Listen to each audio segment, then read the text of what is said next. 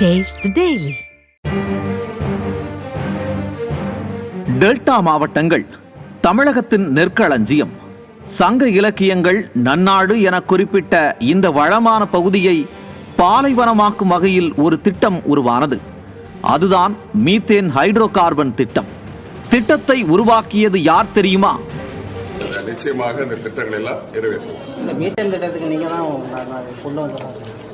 நானும் சொல்லாதீங்க. நாங்கள் திராவிட முன்னேற்ற கழகம், நான் ஒரு ரெப்ரஸன்டேட்டிவ், திராவிட முன்னேற்ற கழகத்துக்கு ரெப்ரஸன்டேட்டிவ். நானும் அருமையன் எஸ்.எஸ். பழனிமாணிக்கம் அவர்களும் சேர்ந்துதான் இணைந்துதான் இந்த திட்டங்கள் எல்லாம் தஞ்சை தொகுதிக்கு கொண்டு வந்திருக்கிறோம். இந்த திட்டங்களை இருவரும் சேர்ந்து நிறைவேற்றுவோம். பேசுபவர் யார் என்று தெரிகிறதா? நானும் டெல்டாக்காரன் என பேசும் ஸ்டாலின் கட்சியில் முக்கிய நபர், திமுக எம்பி.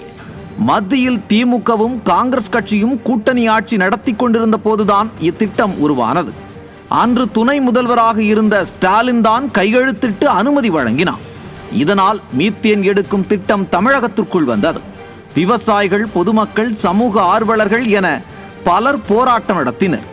மக்கள் எழுச்சியை கண்ட ஸ்டாலின் தெரியாமல் கையெழுத்து போட்டேன் என்றார்.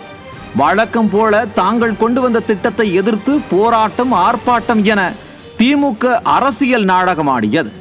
அதிமுக இந்த விவகாரத்தில் அரசியல் நாடகம் நடத்த நினைத்திருந்தால் நடத்தி இருக்கலாம். ஆனால் வேளாண் வேந்தர் எடப்பாடியார் இந்த திட்டம் மட்டுமல்ல, இனி நாசக்கார திட்டங்கள் எதுவும் இந்த மண்ணில் கால் பதிக்க கூடாது என சிந்தித்தார்.